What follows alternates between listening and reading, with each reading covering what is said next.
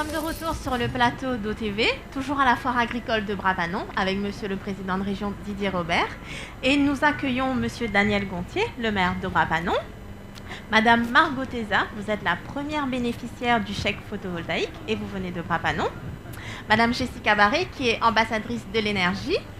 Et Madame Bapin, une bénéficiaire du dispositif éco-solidaire. Monsieur Daniel Gontier, nous sommes à la foire de Brapanon. On parlait de l'attractivité des Hauts tout à l'heure. On ne peut pas parler des Hauts sans parler du parc national. En tant que président du parc, quelles sont vos ambitions? D'abord, le parc national est un projet qui existe dans la société réunionnaise depuis les années 50-60. Des Réunionnais passionnés y avaient déjà pensé. Puis il a fallu du temps. Aujourd'hui, le parc national, c'est avant tout un projet de société homme-nature, nature-homme, on va dire femme-nature, nature-femme, hein, puisqu'on est dans cette société où souvent le mot homme remplace tout. Donc c'est vraiment cette volonté de partager avec tous. On a cette chance à La Réunion d'avoir eu des grands scientifiques. Il y avait la femme de Thérèse Cadet là, et cela nous ont permis de mieux connaître notre territoire. Lui, ça a été sur les plantes et d'autres ont été sur les animaux. Donc, nous avons aujourd'hui un territoire qui est devenu unique au monde. Sur ce territoire unique au monde, le parc national à la modestie, nous sommes encore très jeunes. Nous n'aurons que 10 ans l'année prochaine. Nous avons un gros travail de communication à mener auprès de la population réunionnaise. On a aujourd'hui à bien se comprendre parce que quelque part, aucun territoire n'a un tel potentiel. Aujourd'hui, l'ensemble de l'océan Indien nous envie de ce qui est notre territoire. Maintenant, il nous reste à le partager, ne pas oublier l'homme, comme je le dis, le développement et surtout le développement économique. Donc les programmes européens sont en cours, ils vont être gérés sur la partie territoire des Hauts par le conseil départemental. Je souhaite aussi par la région sur la part complémentaire FEADER, parce que je souhaite qu'à un moment donné, l'économie soit aussi, par la D2R qu'on a entendu tout à l'heure, acteur de, dans les Hauts, la possibilité, garde mon emploi et en même temps la possibilité de créer mon emploi. C'est bien ça, c'est ça aussi le parc national. Une identité et en même temps la valeur ajoutée actuellement de nos savoir-faire. N'oublions pas qu'avec les plantes médicinales, notre forêt, on a un grand potentiel, c'est l'avenir. Tout à l'heure, quelqu'un disait l'agriculteur va devenir la personne la plus importante de la vie de demain parce que c'est la nourriture qui nous manquera. Sur les Hauts, c'est tout ce qui est notre mode de vie, le mode de vie réunionnais. J'étais encore il n'y a pas très longtemps dans les Hauts de la rivière Saint-Louis.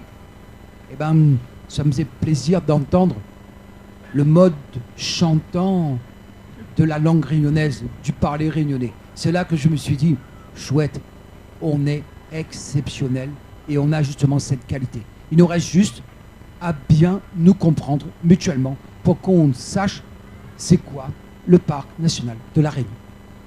Monsieur le Président de Région, transformer le parc national en parc régional, c'est une des mesures du pilier 4. Quel est pour vous l'objectif de cette mesure? 3 remarques. La première, c'est lorsqu'on évoque ce sujet, c'est nécessairement un sujet sensible. C'est un sujet qui fait référence pour beaucoup de Réunionnais donc à une partie affective, puisqu'on parle de la Réunion, on parle de nos montagnes, on parle de nos forêts, on parle de ce que l'on aime, de ce que chaque Réunionnais porte au fond de lui-même. Et nous sommes tous, donc, quelque part, dans cette démarche-là, qui est une démarche de sensibilité lorsqu'on évoque encore une fois ces sujets. Et donc, il faut en tenir compte pour essayer d'avoir le discours le plus apaisé possible, parce qu'il faut avoir à un moment un débat qui soit posé. Ça, c'est le premier élément. Donc, je comprends, encore une fois, la part d'affect qu'il puisse y avoir aujourd'hui autour de ce débat, autour de ce sujet concernant le parc national, le parc régional. Qu'est-ce qu'il faut faire? Est-ce qu'il faut avancer? Est-ce qu'il faut couler? Je comprends tout cela. La deuxième remarque que je voudrais faire, c'est de reconnaître et de dire de manière claire le travail remarquable qui a été mené par Daniel Gontier, président de Parc National, par Marie-Hélène Noireau, qui est là, donc qui est la directrice, l'ensemble des équipes donc, du Parc National, qui ont incontestablement réussi à franchir un pas, à faire en sorte que la Réunion franchisse un pas, donc d'une meilleure prise de conscience de ce que doit être l'action citoyenne au regard de notre environnement. Et cela, c'est une dimension qui est une dimension qu'il faut aussi prendre en considération aujourd'hui. Donc moi je salue, en tant que président de région, le travail encore une fois qui a été mené, qui est mené par toute l'équipe du Parc National, avec les équipes de l'ONF, avec tous ceux qui contribuent finalement à renforcer donc, cette dimension de protection, valorisation du territoire réunionnais, et notamment donc, du cœur du parc aujourd'hui. Troisième aspect, troisième remarque, nous ne pouvons pas aujourd'hui faire l'économie d'un débat. Faire l'économie d'un débat, pourquoi? C'est parce qu'il faut absolument que nous arrivions à trouver, de mon point de vue aussi, le juste équilibre entre protection, valorisation et développement. Et autant je peux entendre, comprendre, voir l'intérêt que l'on porte à la nature réunionnaise, autant je ne peux rester insensible aux demandes qui sont celles aujourd'hui, celles formulées par des jeunes réunionnais de mieux en mieux qualifiés, de plus en plus diplômés, qui ont besoin de trouver un espace d'expression professionnelle. Les projets dont on a parlé donc, dans cette émission, donc, de développement des filières agroalimentaires, de création d'entreprises dans les Hauts de l'île, tout cela doit être pris en considération et il faut que nous soyons dans une démarche qui soit une démarche accélérée. Et que les outils qui existent aujourd'hui soient des outils qui soient aussi des outils qui facilitent finalement le développement économique, tout autant qu'ils assurent la protection et la valorisation. Et en accord avec Daniel Gontier sur ce sujet, je pense que le moment est venu d'une évaluation de tout ce qui a été fait. 10 ans, c'est le moment d'une évaluation, comme on le fait pour toutes les politiques publiques, qu'il puisse y avoir une étude qui soit menée aujourd'hui et qu'à l'issue de cette étude, on puisse effectivement prendre la décision de se dire « Ok, très bien, le parc national aujourd'hui correspond parfaitement à ce qu'il faut faire ». Ou alors, il faut que le parc national accepte, en tant qu'outil, donc d'apporter un certain nombre d'amendements, d'évolutions par rapport à son cœur d'activité, pour que, encore une fois, cet équilibre-là entre développement et protection, valorisation soit trouvé. Donc voilà l'objet de la dimension que l'on veut porter à travers ce pilier. Je suis, comme beaucoup de Réunionnais, tout autant attaché que Daniel Gontier et d'autres donc à La Réunion. La Réunion, c'est mon île. J'aime La Réunion comme chacun d'entre vous. Mais je veux aussi que chaque Réunionnais puisse trouver effectivement sa place dans le développement. Et si l'on veut, encore une fois, que les générations qui viennent puissent avoir tout l'espace d'expression pour pouvoir réussir et continuer à mettre la Réunion en avant, il faut que l'on trouve, encore une fois, cet équilibre-là. Ce que je dis aujourd'hui, et je termine sur ce point, ce que je dis aujourd'hui sur le parc national vaut tout autant donc, sur les autres outils que sont le schéma d'aménagement régional, que sont le schéma d'aménagement donc, de la zone littorale. Vous savez par exemple que depuis 2012, décembre 2012, nous avons pris la décision, quand je dis nous, c'est l'État, la région, les départements, de construire des bassins de baignade. Et depuis, entre 2012 et 2016, la réalité fait que nous n'avons pas pu le faire. Parce que les outils, encore une fois, qui sont en place, sont tellement contraignants que nous n'arrivons pas à réaliser les bassins de baignade tels que nous l'aurions voulu. Donc c'est encore une fois ce souci-là entre protection, valorisation et développement qu'il faut qu'ensemble nous arrivions à trouver. Et j'espère que l'étude que nous menons aujourd'hui donc, nous amènera à prendre les bonnes décisions pour la Réunion et pour l'intérêt général. Je ne sais pas si le président du parc nous veut rajouter un élément, si vous me le permettez, par rapport à cela. Je veux dire aujourd'hui, nous avons tellement de choses à faire dans cette société. C'est-à-dire, on a une crise. Si toutes les intelligences peuvent être mises en commun pour que justement protection et développement soient de concert, c'est bien ce que nous souhaitons. Et je voudrais que ce message, les Réunionnaises et les Réunionnais l'entendent, parce que au-delà d'un débat, on est vraiment dans un projet de vie.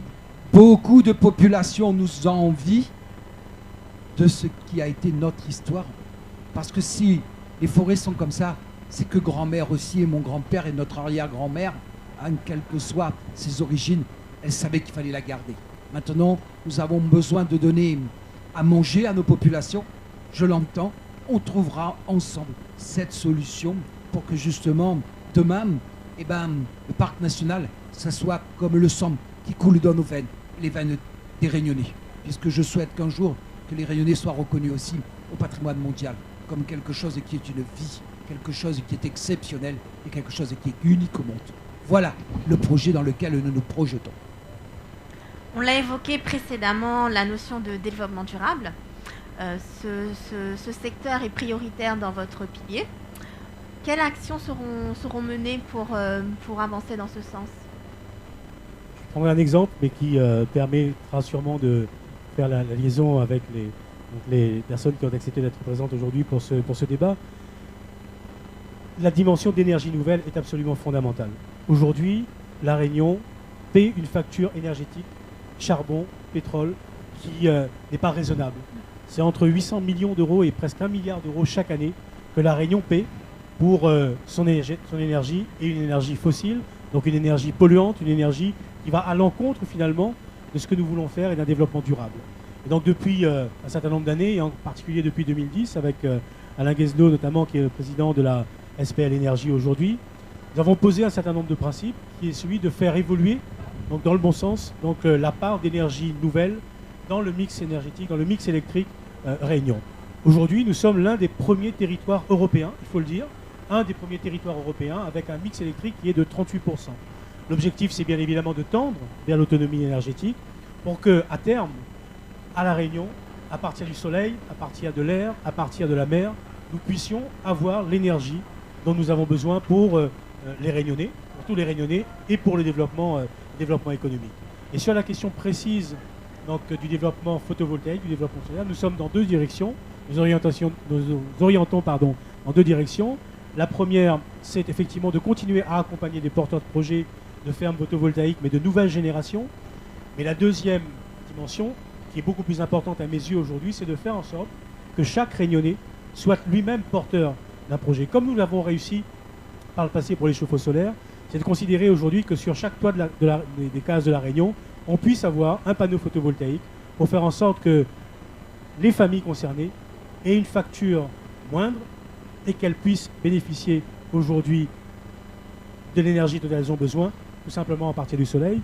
Et donc la région Réunion accompagne depuis quelques années maintenant ce programme et nous allons encore le faire en accéléré, notamment avec la SPL Énergie. Madame Teza, qui est bénéficiaire du chèque photovoltaïque, vous êtes la première bénéficiaire, donc je propose de lancer le reportage. Bienvenue chez moi. Quand j'ai choisi au départ, ça ne se faisait pas poteau public, ça se faisait dans les grandes entreprises, je crois. Mais après, moi, quand j'ai acheté, je croyais que c'était pour ma consommation personnelle. Au départ, il y a 5-6 ans. Mais après, on m'a dit, ben non, ça, c'est un autre système pour vendre. Et bon, à ce moment-là, il n'était pas encore question que j'achète pour moi parce que ça ne se faisait pas. Mais après, quand je suis allée l'année dernière au salon, on m'a informé qu'au stand de Corex, que là-dessus, déjà le prix avait beaucoup diminué. Hein. Et quand elle m'a dit que j'avais 6 000 € de la région, j'ai plus hésité. Hein.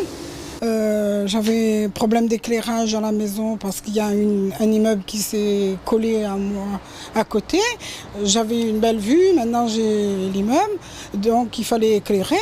J'ai environ 12 mètres carrés qui doivent être éclairés. Donc j'avais une consommation vraiment importante. Même à l'EDF, ils ne comprenaient pas que je puisse avoir. Déjà, l'étude se fait avant de commencer quoi que ce soit, parce qu'il faut l'autorisation du maire. Il y a tout un tas de démarches. Il faut que la maison, vous soyez propriétaire. L'installation a été faite, je crois, au mois d'août.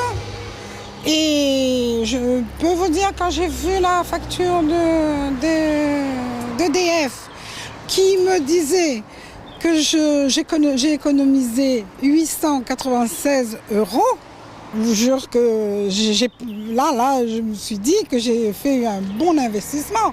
J'espère que l'année prochaine, enfin en fin de cette année, j'aurai fait encore 2 fois plus d'économies. J'espère bien, ça c'est sûr. Madame Teza, je reviens sur un chiffre, 896 € d'économie par an. Vous vous attendiez à ce résultat? Ben, pas tout de suite, puisque je venais de faire installer, parce que ça s'était fait dans l'année. Au bout de 4 mois, net, j'ai récupéré 557 €. Et 896 €, il me restait de factures à payer, puisque d'habitude je paye 1800 € par an. Et là, vraiment, c'était considérable l'économie, quoi. Mais moi, je vois que ça déjà. Et puis, bien sûr, malgré moi, je suis un peu écolo. Je suis déjà écolo depuis bien longtemps, monsieur Robert, parce que j'ai eu mon installation en bénéficiant de l'aide de la région, de mon chauffe-eau solaire, il y a plus de 25 ans. Donc, précurseur, je suis là sûrement à foncer tête baissée dans... Bien sûr, voilà. Mais c'est sûr que j'encourage tout le monde. Donc vous avez les deux, vous avez le chauffe-eau solaire et le panneau. Et mieux encore, si photovoltaïque. je vous dis. Dites-moi. Parce que je suis passée par la première vente des panneaux photovoltaïques.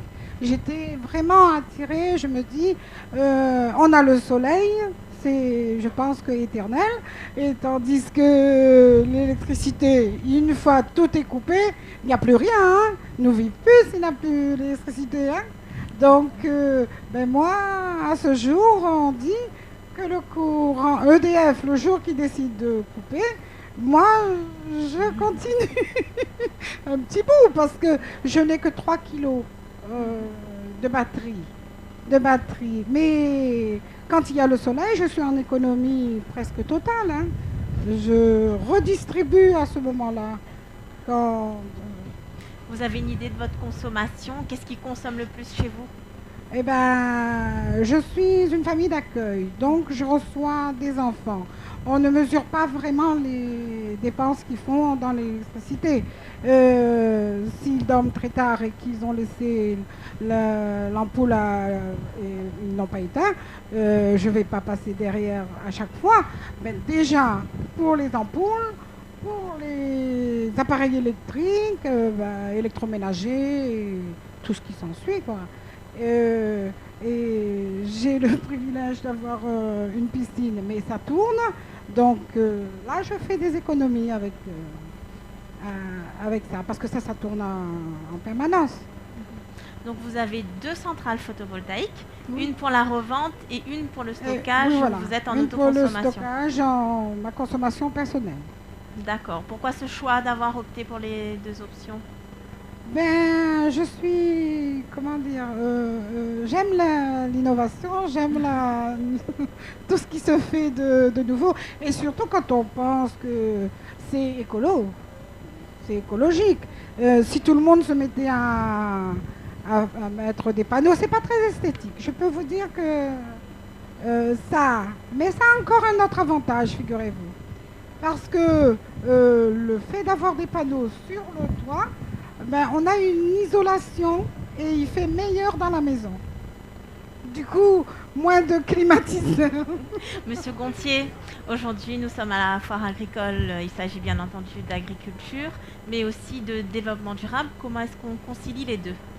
D'abord, c'est un exemple de Brapanon et je la félicite puisqu'ils font partie des premiers à avoir mis du chauffe-eau solaire. Du chauffe-eau solaire dans l'Est, n'était pas gagné d'avance. Il y a eu un programme qui avait été mis en place qui s'appelait Village solaire. On avait d'abord commencé dans l'Ouest, puisqu'on disait qu'il était meilleur, les conditions. Et puis voilà qu'avec la SPL Énergie, nous avons lancé à Brapanon le premier village solaire de l'Est. Eh bien, écoutez, actuellement, au-delà du texte de loi qui, maintenant, dans la construction, oblige la mise en place d'un chauffe-eau solaire, ce qui n'était pas le cas avant, à Brapanon, nous avons une couverture de plus de 90% de chauffe-eau solaire. en couverture. Donc ça touche tout le monde. Et même avec des partenaires, sans les citer, nous avions réussi avec la SPL Énergie de mettre en place, on va dire, un chauffe-eau solaire avec un microcrédit pour ceux qui n'avaient pas les moyens et qui était tout proche du 1 euro jour. Donc c'était là aussi se poser la question de fond, l'énergie par la partie chauffe-eau solaire, hein, parce que combien de fois il nous est arrivé d'aller chez des gens pour des incendies, le prix de la bonbonne de gaz, l'électricité chez certains encore, bon, tout cela ne pouvait plus continuer. Je pense que le travail mené il touche autant l'urbain, chez nous on est aussi rural, et on s'est rendu compte au fil du temps que c'était bien c'était dans un endroit où il y a un peu de pluie régulier, qui nettoie les vitrages et qui parfois permet un chauffe-eau solaire dans l'Est est plus rentable dans son action et le photovoltaïque que dans l'Ouest. Puisqu'à un moment donné, à la surchauffe, pour l'instant, ils n'ont pas encore réussi à trouver un régulateur de chaleur et qui fait que nous sommes dans l'optimum. Donc vous voyez, moi je souhaite dire au monde rural de l'Est, eh ben, il faut s'y lancer. Le chauffe-eau solaire est devenu obligatoire, mais le photovoltaïque, c'est vraiment aujourd'hui une volonté. Bientôt, le photovoltaïque, à mon sens, s'intégrera dans les toitures, puisqu'elles serviront de toiture elles-mêmes sans reposer une tôle. Oui, c'est à venir. Donc je remercie la région de cette action parce que le réchauffement climatique est devant nous. Vous parlez d'énergie solaire, excusez-moi, vous parlez d'énergie solaire. Oui. Justement, Madame Bapin, elle est bénéficiaire du dispositif et c'est maintenant qu'on va visionner le reportage. On est allé chez elle. Marie-Nadine a le sourire. Depuis un mois, elle a de l'eau chaude au robinet grâce à son chauffe-eau solaire. Un équipement dont elle est propriétaire et qui ne lui a coûté qu'une centaine d'euros. Une révolution dans le quotidien de cette famille de 3 enfants. Il a été en panne, ça arrivait juste au bon moment quoi, pour profiter. Qu'est-ce que ça a changé dans votre vie quotidienne ? Déjà pour le matin, c'était galère le matin d'utiliser la gazinière pour mettre de l'eau chaude pour mes enfants, pour aller à l'école. Et là, c'est un gain de temps, quoi. On a un gain de temps, là on fait juste régler la température et puis il va juste à la douche. Sinon il fallait faire une organisation parce qu'on est quand même à 5, 3 enfants et 2 adultes. On est quand même à 5 pour chauffer l'eau et voilà, ça a traîné et du coup avec le chauffe-eau solaire c'est plus économique et en même temps aussi c'est plus facile de gérer pour préparer les enfants à l'école. En fait, vu ma situation familiale, que moi-même et mon mari, nous avons passé quelques petits moments difficiles vu notre problème de santé, on a pu se rapprocher vers le CCAS de Saint-Pierre. Donc c'est par la suite qu'on nous a contactés pour bénéficier du chauffe-eau solaire. En termes de prise en charge, ils ont proposé tout. J'avais rien à payer. Il n'y a que les 100 euros qu'il fallait que la famille elle donne après l'installation, mais sinon c'était tout financé par la région et par le service habitat. Madame Bapin, comment ça se passait avant votre chauffe-eau solaire ? Comme vous avez vu dans le reportage, c'était galère chez moi. En fait, tout a commencé. Au début, j'avais un chauffe-eau électrique instantané. Bon, c'est vrai que c'est rentable, entre guillemets, on va dire, au niveau d'électricité, mais pas vraiment comme le dispositif du chauffe-eau solaire, quoi. Vous le dites dans le reportage, vous avez payé 100 euros. Est-ce que vous auriez pu supporter le coût d'investissement total dans le chauffe-eau solaire ? Ah non, pas du tout. À cette époque, c'était pas du tout possible. Comme j'ai évoqué au niveau de l'interview, il y avait quelques soucis de santé, donc il n'y avait pas assez de moyens, quoi. Assez de moyens pour arriver à mettre un dispositif en place, quoi. Est-ce que vous avez une idée des économies réalisées par rapport à avant avec votre chauffe-eau électrique et aujourd'hui avec votre chauffe-eau solaire ? Qu'est-ce qui change au niveau des économies sur votre facture ? Ça change beaucoup. Tout en sachant au niveau d'électricité, j'avais une facture quand même à 80 euros. Et là, je me retrouve avec une facture de 55 euros quand même. Donc, ça a une grande différence. Et en termes d'organisation que j'ai évoqué aussi éventuellement lors du reportage, c'est plus facile à s'organiser par rapport à la famille, même en hiver surtout, que c'est là qu'on retrouve plus le souci au niveau de l'eau chaude, quoi. Donc vous avez adopté l'eau chaude solaire. Est-ce que vous êtes allé plus loin dans votre démarche éco-citoyenne? Est-ce que vous avez adopté des gestes au quotidien pour les économies d'énergie par exemple? En fait, nous, chez nous, on a adopté ça, les douches, au lieu d'aller faire couler l'eau constamment à la baignoire, remplir une baignoire et tout. Donc, moi, j'ai mis en place, avec mes enfants surtout, parce qu'en tant qu'adulte, c'est très facile à comprendre cette économie, mais au niveau des enfants, c'est pas la même chose. Donc, je leur ai expliqué. C'est vrai qu'on bénéficie de l'eau chaude par rapport au soleil, mais il ne faut pas trop non plus aussi en abuser. Il faut faire des économies sur l'eau aussi en même temps. Donc, c'est une douche, mais non pas pour se patauger dans l'eau comme à la plage. Je vous propose maintenant un reportage dans une famille avec Kelly, une ambassadrice énergie. Kelly, bonjour, tu es de la SPL Énergie Réunion et aujourd'hui on est venu te suivre pour une visite chez une famille, pour un diagnostic, pour une famille qui souhaite installer un chauffe-eau solaire. Est-ce que tu peux nous expliquer en gros quelles sont les étapes avant que la famille ait le chauffe-eau solaire et les étapes une fois que la famille a déjà son chauffe-eau solaire? Alors oui, bonjour. La première étape, c'est d'aller voir le CCS, prendre contact avec le CCS pour monter un premier dossier. On va vérifier si les familles sont éligibles au dispositif éco-solidaire. Dans un deuxième temps, le CCS de chaque commune va nous transmettre une liste de familles bénéficiaires. Donc on va voir ces familles pour leur transmettre un dossier de subvention et également faire un diagnostic énergétique. Dans un deuxième temps, la famille a constitué un nouveau dossier où elle va nous indiquer quelle entreprise elle souhaite choisir pour installer son chauffe-eau. Si tout est OK, on renvoie ce dossier-là vers les CCS qui se chargera de le transmettre à la région pour validation. Madame Oireau dispose aujourd'hui d'un chauffe-eau électrique qui représente l'un des postes les plus consommateurs de sa maison.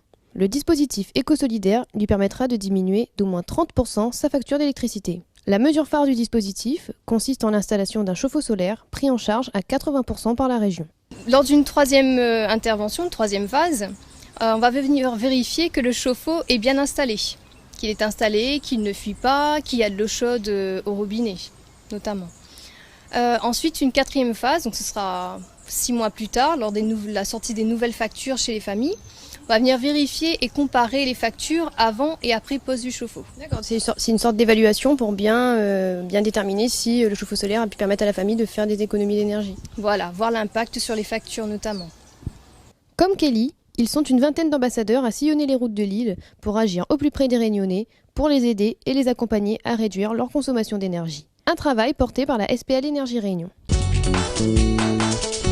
Madame Jessica Barré, vous êtes vous aussi une ambassadrice de l'énergie, ainsi qu'une conseillère info-énergie. Vous avez été formée pour ça, pour ce rôle? Alors, on a commencé le métier en 2012, juillet 2012. Donc, on était formés sur une période de 3 mois, on va dire, avec les différents partenaires tels que EDF et tout, qui nous ont poursuivis au fil des dispositifs. Donc, ça nous a permis aussi à nous, ambassadeurs, à lire une facture et à pouvoir donner des éco-gestes, justement, qu'on appelle chez nous, pour que les familles, malgré la pose de leur chauffe-eau, elles puissent faire des économies en énergie. Parce que notre métier est aussi là pour éduquer, sensibiliser et accompagner les familles, justement, dans le dispositif éco-solidaire, mais aussi pour le plan SLIM, schéma de maîtrise de l'énergie, les aider aussi à faire des économies en énergie. Voilà, soit eau ou électricité. Donc votre rôle, c'est informer, sensibiliser les familles. Oui. Quels sont ces profils? Comment est-ce qu'on les identifie? Alors, comme Kelly, ma collègue, le disait dans son reportage, avant, il y avait une présélection au niveau des CCAS. Donc, les CCAS nous sensibilisaient à aller voir ces familles-là.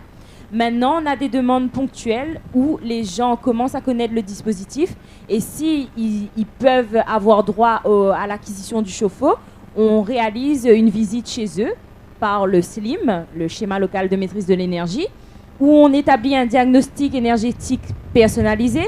On va aller dans le foyer, on va inspecter les différentes pièces en regardant les différents appareils qui sont branchés à l'électricité.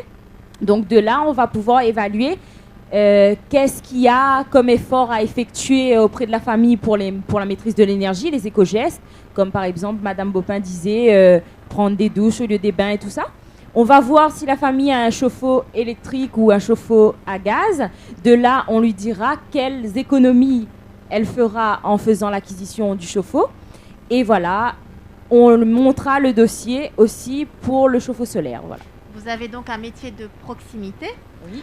Est-ce qu'on peut parler de précarité énergétique dans certains foyers? Alors, généralement, les familles sélectionnées, et même si elles viennent par elles-mêmes, sont généralement en difficulté de paiement. Donc, la notion de précarité énergétique, elle va de soi. Donc, de là, on leur donne des conseils justement pour pallier à ce manque-là. Donc oui, effectivement, les gens qu'on a sélectionnés et qui viennent par eux-mêmes sont dans des situations de précarité. Voilà. Monsieur le Président de Région, je vais vous poser une question sur la biodiversité. Vous souhaitez inscrire le chemin des baleines au patrimoine mondial de l'UNESCO. Pourquoi vouloir tracer ce chemin? Si vous me permettez, avant de répondre directement à la question, tous les sujets qu'on a évoqués ce matin sont les sujets qui sont liés au développement économique, et à la question du moindre impact environnemental lorsque l'on évoque les sujets soit de l'énergie aujourd'hui photovoltaïque, soit encore une fois l'outil qui est le parc national. Donc avant de répondre directement à votre question, je voudrais profiter de ce moment pour dire que le développement économique de la Réunion, la réussite réunionnaise, passe aussi par notre capacité à nous projeter dans notre environnement. C'est-à-dire que nous ne concevons pas aujourd'hui le fait que la Réunion puisse se développer seule. Ça n'a pas de sens. Nous avons des voisins autour de nous. Nous avons des pays, des pays d'Afrique aujourd'hui, de l'Inde, la Chine, ou plus lointaine, des pays avec lesquels nous devons, et nous avons commencé depuis un certain nombre de temps, à travailler. Et c'est cette dimension de développement économique partagé à l'échelle de l'océan Indien et du grand océan Indien qui est prise en compte aujourd'hui dans la politique de développement économique régional. Mais dans le même temps, lorsque je parlais d'équilibre tout à l'heure, nous avons là aussi un équilibre du moindre impact environnemental, un équilibre écologique à trouver, non pas simplement à l'échelle de la Réunion, mais à l'échelle aussi, en ce qui nous concerne, du grand océan Indien. Et l'idée du chemin des baleines, c'est quoi? C'est de faire reconnaître aujourd'hui, à travers le patrimoine mondial de l'UNESCO, de faire reconnaître qu'il y a des couloirs maritimes qui sont empruntés par les baleines, qui viennent du Grand Sud, qui viennent sur les côtes réunionnaises dans quelques mois maintenant, quelques semaines, quelques mois, qui remontent ensuite jusqu'à Madagascar, qui vont parfois dans le canal du Mozambique, et que ces couloirs empruntés doivent pouvoir être protégés, pour qu'on ne se retrouve pas à avoir des accidents comme c'est le cas de temps en temps, où des bateaux empruntent finalement les mêmes voies que les grands mammifères marins, que certains bateaux, certains pêcheurs empruntent les mêmes voies que les tortues marines, et qu'on se retrouve effectivement avec un certain nombre d'accidents qui finalement remettent en question l'équilibre que l'on veut retrouver avec la faune. Donc faire reconnaître le chemin des baleines, c'est quelque part aussi avoir des espaces qui soient des espaces protégés, valorisés, pour faire en sorte que la biodiversité marine, cette fois, soit aussi prise en considération dans le schéma global de développement que nous voulons avoir pour la Réunion, et encore une fois, pour la Réunion dans son espace indien-océanique. Merci Monsieur le Président, et merci à vous tous pour vos témoignages.